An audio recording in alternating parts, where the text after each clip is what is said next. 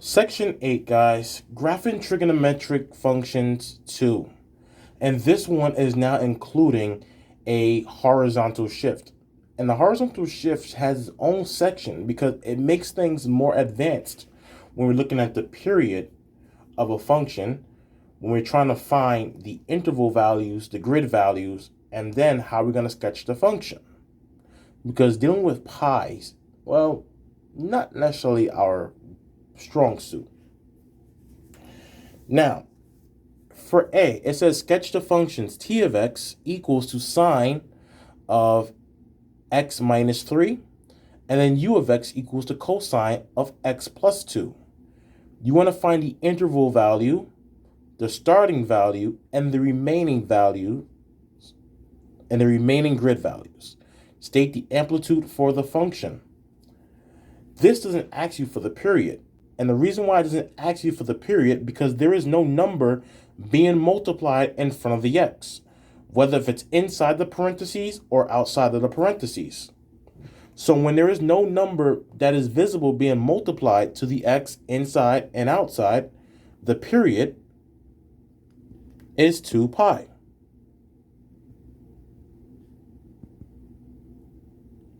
Now, if there's like a 2 or a 1/2, then we'll have to find the period by using the formula 2 pi divided by k. But because we have a period of 2 pi, we can now find the interval value.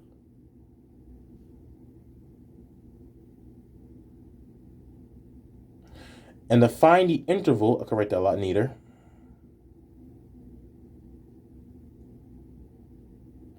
That equals to 1/2 times the period. So that's going to be 1/2 times 2 pi. I apologize. That is 1/4 times 2 pi. Getting my formulas mixed up. 1/4 times 2 pi. That is going to be 2 pi over 4, which equals to pi over 2. So the distance between every grid value is going to be pi over 2 units. I'm exhausted, and it's 9 p.m. on a Monday night. Trying to have these videos out for you guys by the 28th. Now, the starting value. The starting value when a horizontal shift is applied is dependent on whether we're shifting to the left or shifting to the right.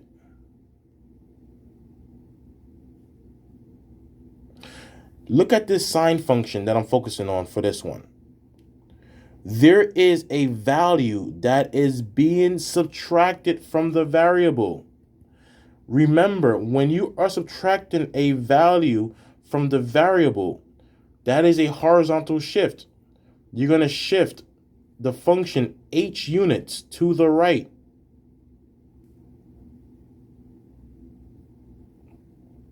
So my function is being shifted pi over 3 units to the right.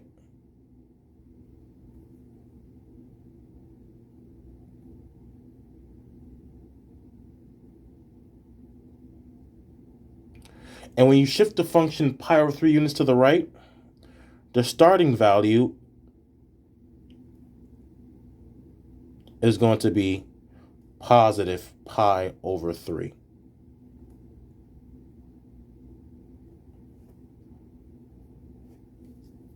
Positive pi thirds. So I'm going to go to my table for my cosine function t of x and put my starting value right here of pi over 3. Let's assume that's just pi over 3 for right now. Now, I want to use the interval value along with the other values to find the remaining grid values. So remember, it also says here, you found the starting value and find the remaining grid values. So right here,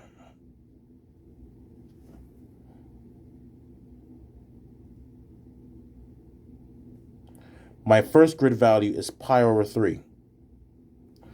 To find the next grid value, you're going to add pi over 2.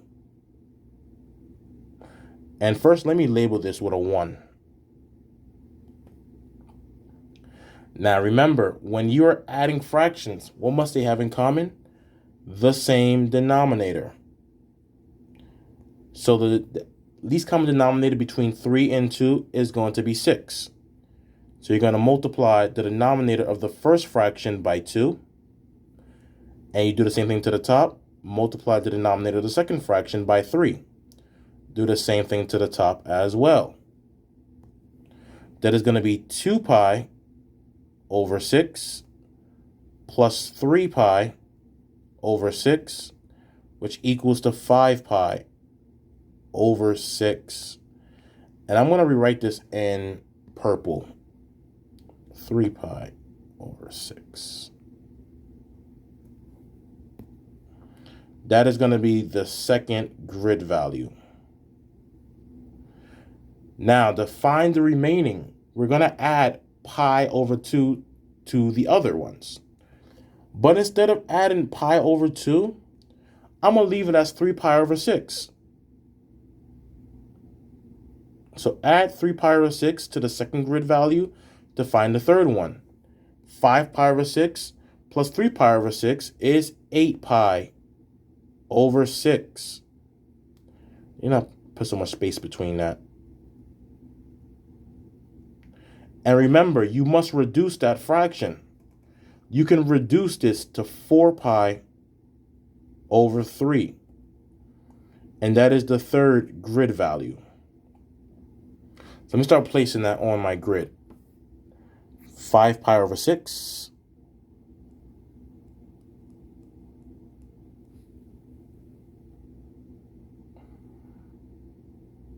That's going to be 4 pi over 3.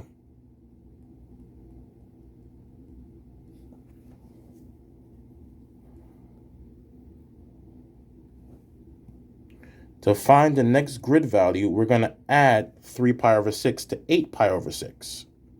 What's going on with my tablet? Acting stupid now.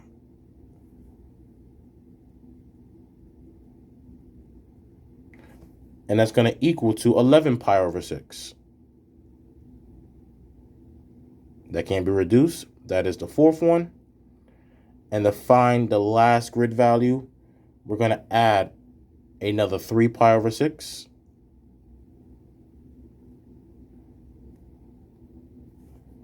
That's going to equal to 14 pi over 6. And 14 pi over 6 can be reduced to 7 pi over 3. Please make sure to reduce them. So my other two grid values is 11 pi over 6. And then we're going to have 7 pi over 3.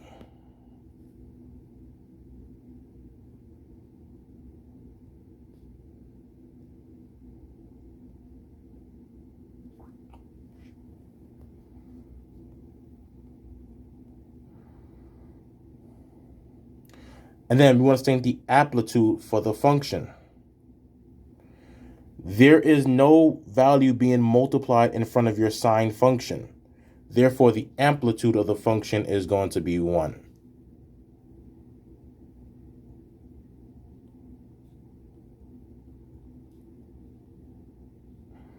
Amplitude, the grid values are there. This is a sine function. So this is +1, the highest it can obtain, -1, the lowest value this can obtain. Follow the pattern of your sine function. It starts with 0, max, 0, min,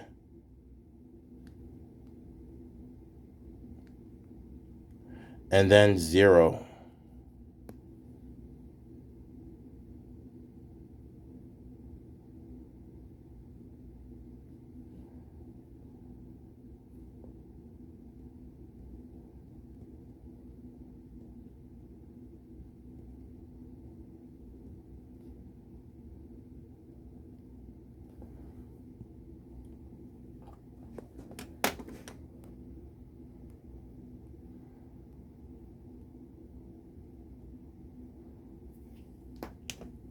Okay. Now we're going to do the next one. U of x equals cosine of x plus 2. Now, once again, there is no value that is being multiplied in front of the x inside the parentheses nor outside the parentheses. So the period, and I forgot what it was already, it is u of x.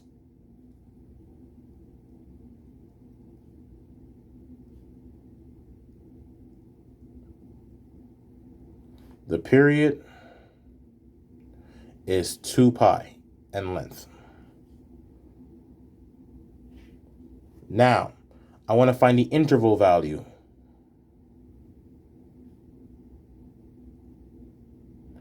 That is going to be 1/4 times my period, which is 2 pi. That's going to be 2 pi over 4, which equals to pi over 2. Like the last time. My starting point is next.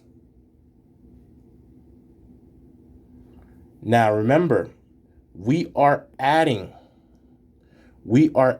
a value to the variable. When you are adding a value to the variable, that indicates a horizontal shift. The shift will be pi over 2 units to the left. Once again, remember from the transformations of functions, when you are adding a value to the variable, you're going to shift the function that many units to the left. So my starting point in this case will be negative pi over 2. Once again, my starting point in this case will be negative pi over 2. I'm putting that right here.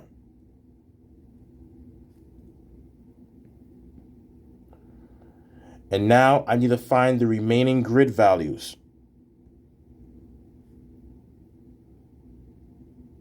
The first grid value is negative pi over 2. To find the second grid value, add your interval value to the first one. Negative pi over 2 plus pi over 2 is 0.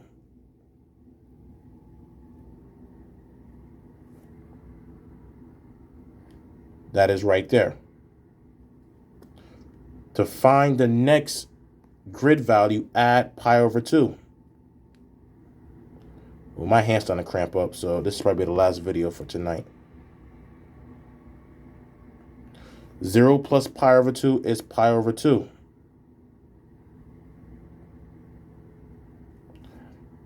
Add another pi over 2. Keep using the wrong color.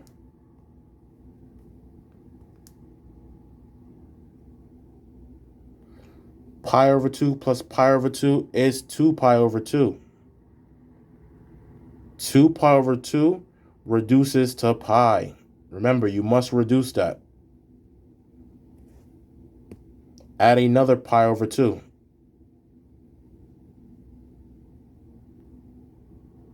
That equals to 3 pi over 2.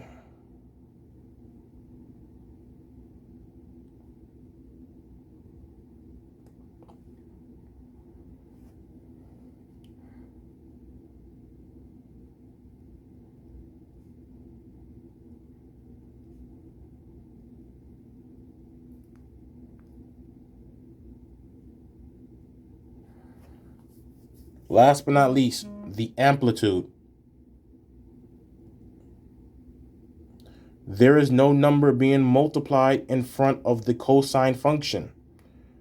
Well, that is visible. Therefore, the amplitude is 1.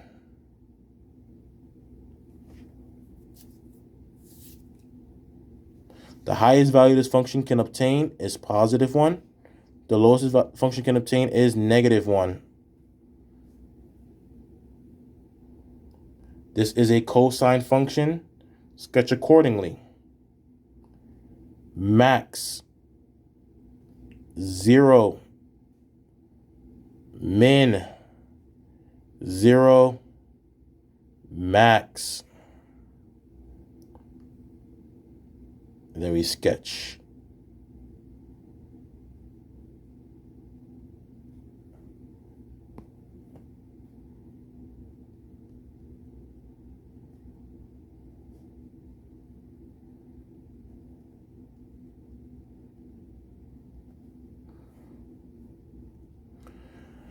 All right, guys, hope that made sense. Hope you enjoyed how to do this question, or at least understand it.